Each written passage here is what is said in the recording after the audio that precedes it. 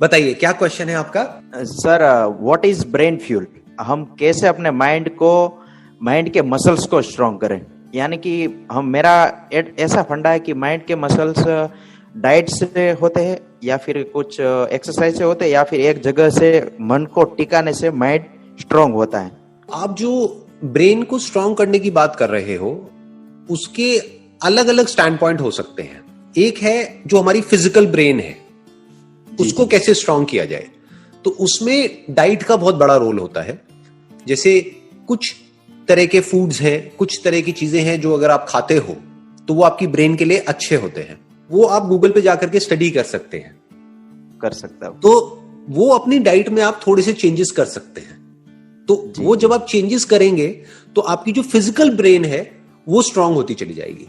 अब वो ब्रेन ज्यादा अच्छे से आप उसको यूज कर सकते हो।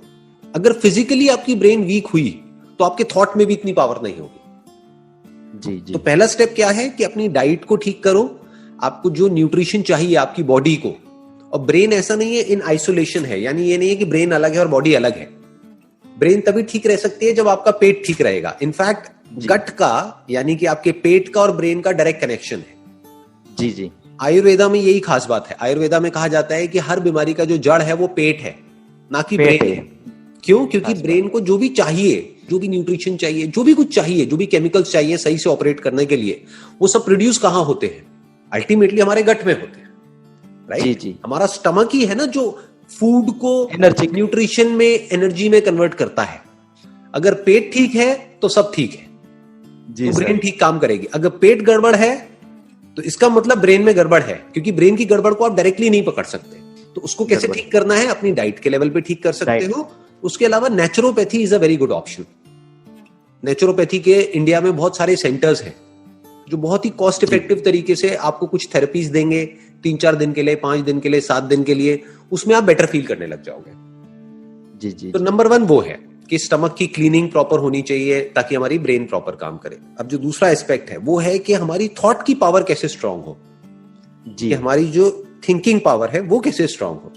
तो वो स्ट्रांग होती है रेपिटेशन से।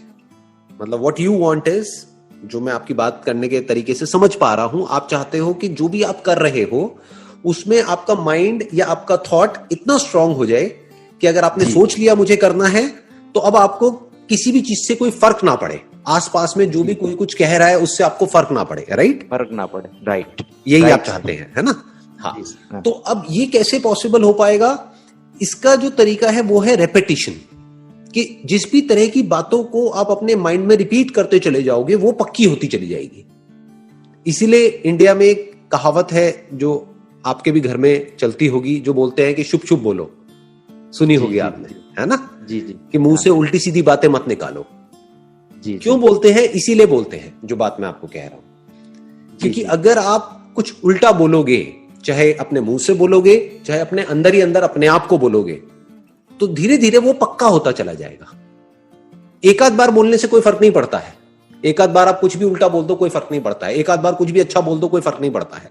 क्योंकि अगर 1-2 बार बोलने से हो जाता तब तो आप सीधा ये बोलो ना कि भाई मैं दुनिया का सबसे अमीर आदमी हो जाऊंगा। जरूरत ही क्या है पढ़ने की, कोई एंट्रेंस की तैयारी करने की, कुछ भी करने की? सीधा बोल दो 1-2 बार, सच हो जाएगा। बट ऐसा होता नहीं है। बट अगर इसी बात को आप बार बार बोलते रहोगे तो धीरे धीरे आपके एक्शंस चेंज होने लग जाएंगे। धीरे धीरे आपका ये जो थॉट है ये पक्का होता चला जाएगा जी, और आप उस डायरेक्शन में भागने लग जाओगे। अब आपको सक्सेस मिलेगी या नहीं मिलेगी वो और फैक्टर्स पे डिपेंड करता है, लेकिन एटलीस्ट आप एक्शन लेना शुरू कर दोगे जी। आप समझ गए? तो अब इसको पक्का कैसे करते हैं? रेपिटेशन से। तो जो भी आप चाहते हो, आप जिस भी तरीके से अपनी लाइफ को देखते हो आने वाले 5 साल बाद, 10 साल बाद, उसको आप रिपीट कर सकते हो अपने माइंड के अंदर जी। तो अब वो धीरे धीरे चीज पक्की होती चली जाएगी। अब यहां पे एक चीज आपको ध्यान में रखनी है, जो लोग गलती कर जाते हैं, वो है कि आपको जो भी आप चाहते हो उसके आउटकम के बारे में नहीं सोचना है। ये नहीं सोचना है कि जो होगा, क्योंकि वो आपके हाथ में नहीं है, राइट? ये नहीं बैठ करके इमेजिन करना है कि मेरा ये एंट्रेंस है वो क्रैक हो जाएगा। क्योंकि अगर आप इमेजिन करते गए तो उसमें प्रॉब्लम क्या है कि अगर 1% नहीं हुआ आपका तो आप अंदर से पूरी तरह से टूट जाओगे, राइट? जी, टूट जाए। तो अब अगर सोचना है तो क्या सोचना है? बैठ करके अपने किस थॉट को पक्का करना है कि मेरी तैयारी पूरी है। अब होगा नहीं होगा वो मेरे हाथ में नहीं है, तो अपने आप को क्या बोलना है बार बार कि मेरी तैयारी कमाल की चल रही है, मेरी प्रिपरेशन अच्छी हो रही है। इसको तैयारी को करने के लिए जितनी भी बुक्स पढ़नी चाहिए वो सब मैंने पढ़ ली है, जो भी सिलेबस कंप्लीट करना है वो सब मैंने कर लिया है, मेरी तरफ से कोई कसर नहीं है। अब होना ना होना वो तेरे हाथ में है। अब वो तेरे हाथ में कौन? वो भगवान हो सकता है, भगवान, कोई भी जिसको भी आप मानते हैं, राइट, वो तेरे हाथ में है। तो अब क्या होगा, 1% आपका नहीं भी हुआ तो आप टूटोगे नहीं, क्योंकि आपको क्या हुआ, आपको अपने माइंड को फोकस करना आ गया कि किस तरीके से माइंड को फोकस किया जाता है काम पे, जो भगवत गीता में भी कहा गया है कि भाई कर्म किए जा, फल की इच्छा मत कर। वो इसी एंगल से कहा गया है। उसका मतलब बहुत सारे लोग समझ नहीं पाते हैं, उसका मतलब गलत निकाल लेते हैं। उसका मतलब ये निकाल लेते हैं कि आप बस हार्डवर्क करते चले जाओ। कर्म का मतलब लोग क्या समझते हैं? वर्क। वर्क का मतलब क्या समझते हैं? सिर्फ वर्क मतलब वो जो हम काम कर रहे हैं अपने हाथ पैरों से। कर्म बेसिकली जो है वो थॉट के लेवल पे करने की बात करी जा रही है। कर्म पहले अंदर होता है, बाद में बाहर होता है। तो अंदर जो आप कर्म कर रहे हो वो सही करो जी, उस पे फोकस करो, तो धीरे धीरे जो फल है वो तो आना ही आना है।